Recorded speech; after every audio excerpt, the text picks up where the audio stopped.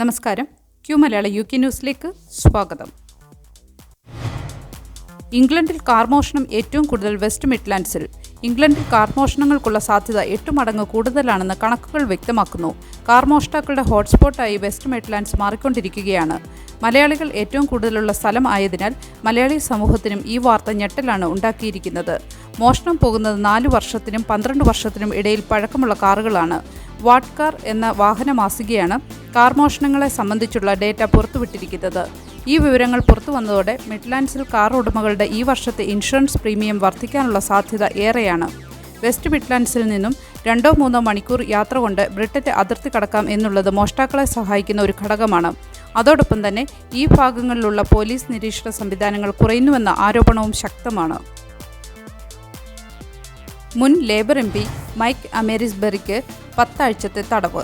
തെരുവിൽ ഒരാളെ ശാരീരികമായി കൈകാര്യം ചെയ്തതിന് ലേബർ പാർട്ടിയുടെ MP മൈക്ക് അമേസ്ബറിയാണ് ജയിലിലായത്. തൻ്റെ നിയോജക മണ്ഡലമായ ചെഷയറിൽ ഒരാളെ നിലത്തിട്ട് മർദ്ദിക്കുന്ന രംഗങ്ങൾ പുറത്തു വന്നതിനെ തുടർന്ന് മൈക്ക് അമേസ്ബറിനെ നേരത്തെ പാർട്ടിയിൽ നിന്ന് സസ്പെൻഡ് ചെയ്തിരുന്നു. 45 വയസ്സുള്ള പോൾ ഫെലോസ് എന്നയാളെയാണ് ആക്രമിച്ചത്. ഒക്ടോബർ 26-നാണ് സംഭവം നടന്നത്. മഹാശിവരാത്രി പൂജകൾക്കൊരുങ്ങി കെന്റ് അയ്യപ്പക്ഷേത്രം. ഫെബ്രുവരി 26 ബുധനാഴ്ച പതിവ് പൂജകൾക്ക് ശേഷം രാത്രി 8 മണി മുതൽ ശിവരാത്രി പൂജകൾ ആരംഭിക്കുന്നതാണെന്ന് അയ്യപ്പക്ഷേത്രം ഭാരവാഹികൾ അറിയിച്ചു. റീജൻസ് പാർക്കിൽ സൈക്കിൾ യാത്രക്കാർക്ക് നേരെ മുഖംമൂടി ആക്രമണം. രാവിലെ 8-ന് ഉദ്യോഗസ്ഥർ പെട്രോളിംഗ് ആരംഭിക്കുന്നതിന് മണിക്കൂറുകൾക്ക് മുമ്പാണ് ബാലാക്ലാവ ധരിച്ച സംഘങ്ങൾ ആക്രമണം നടത്തിയത്. പുലർച്ചെ 5:45-നും 7-നും ഇടയിലാണ് സംഭവം നടന്നത്. കഴിഞ്ഞ മാസം 3 സൈക്ലിസ്റ്റുകളെയാണ് ആക്രമിച്ചത്. മോഷ്ടാക്കൾ ചുറ്റികയും മറ്റ് ആയുധങ്ങളും ഉപയോഗിച്ച് ഉയർന്ന നിലവാരമുള്ള സൈക്കിളുകളാണ് മോഷ്ടിക്കുന്നത്. രാവിലെ സമയങ്ങളിൽ പതിവായി എത്തുന്ന 30-ലധികം സൈക്ലിംഗ് ക്ലബ്ബുകൾ പോലീസ് സാന്നിധ്യം വർദ്ധിപ്പിക്കണമെന്ന് ആവശ്യപ്പെട്ടിട്ടുണ്ട്. NHS ട്രസ്റ്റുകൾ നേരിടുന്ന സാമ്പത്തിക വെല്ലുവിളികൾ വർദ്ധിക്കുന്നു.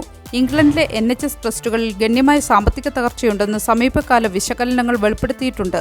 2023-24 സാമ്പത്തിക വർഷത്തിൽ ഈ ട്രസ്റ്റുകൾ മൊത്തത്തിൽ £1.2 ബില്യൺ അധിക ചെലവ് റിപ്പോർട്ട് ചെയ്തു.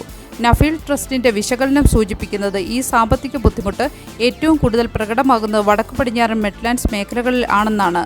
ലണ്ടനിൽ 2023-24 വർഷത്തേക്ക് NHS ട്രസ്റ്റുകൾ £51 മില്യൺ അധിക ചെലവ് റിപ്പോർട്ട് ചെയ്തിട്ടുണ്ട്. കാർ ഓടിക്കുന്നതിനിടെ ഹൃദയാഘാതം മൂലം മലയാളി യുവാവ് മരണപ്പെട്ടു. അയർലൻഡിലെ കിൽക്കനിയിൽ വാഹനം ഓടിക്കുന്നതിനിടെ ഹൃദയാഘാതം അനുഭവപ്പെട്ട മലയാളി യുവാവ് മരിച്ചു. എറണാകുളം ഇലഞ്ഞി സ്വദേശിയായ അനീഷ് ശ്രീധരനാണ് മരിച്ചത്. കിൽക്കനിയിലെ സ്വകാര്യ റെസ്റ്റോറൻറ്റിൽ ഷെഫായി ജോലി ചെയ്തു വരികയായിരുന്നു. നാട്ടിൽ പോകുന്നതിന് മുൻപ് ജോലി ചെയ്യുന്ന റെസ്റ്റോറൻറ്റിൽ പോകാനായി കാർ ഓടിക്കുന്നതിനിടെ ശാരീരിക അസ്വസ്ഥത അനുഭവപ്പെടുകയായിരുന്നു. തുടർന്ന് കാറിന്റെ നിയന്ത്രണം നഷ്ടപ്പെട്ട് ടൗണിലെ ഒരു കടയുടെ മതിലിൽ ഇടിച്ചു നിന്നു.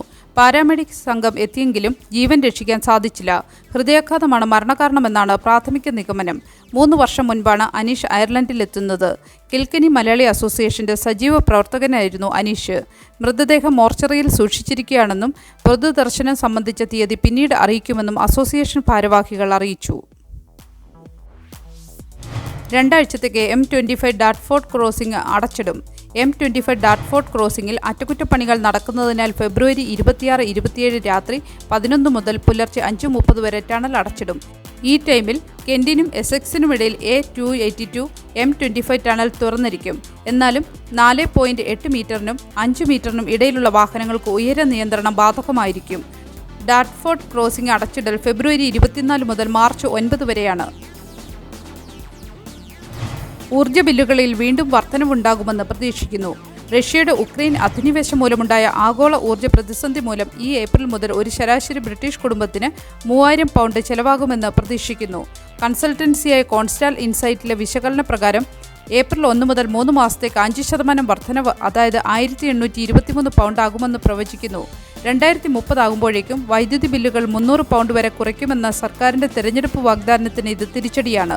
വില പരിധിയുമായി ബന്ധിപ്പിച്ചിട്ടുള്ള വേരിയബിൾ താരിഫുകൾ ഉപയോഗിക്കുന്ന ഏകദേശം 9 ദശലക്ഷം കുടുംബങ്ങളുടെ ബില്ലുകളിൽ ഏപ്രിൽ മുതൽ ഇതിന്റെ ആഘാതം അനുഭവപ്പെടും. ഊർജ്ജവില പരിധി നിശ്ചയിക്കുന്നതിനുള്ള കണക്ക് ഇന്ന് സ്ഥിരീകരിക്കും. ഒരു നല്ല ദിവസം ആശംസിച്ചുകൊണ്ട് ഈ വാർത്താ ബുള്ളറ്റിൻ പൂർണ്ണമാക്കുന്നു. എല്ലാ ദിവസവും വാർത്തകൾക്കായി ഫോളോ ചെയ്യുക. വാർത്തകളുടെ നോട്ടിഫിക്കേഷനായി ബെല്ലൈക്കൺ എനേബിൾ ചെയ്യുക. ക്യൂ മലയാളം UK ന്യൂസ് ഫേസ്ബുക്കിലും ഇൻസ്റ്റാഗ്രാമിലും യൂട്യൂബിലും ഫോളോ ചെയ്യുക.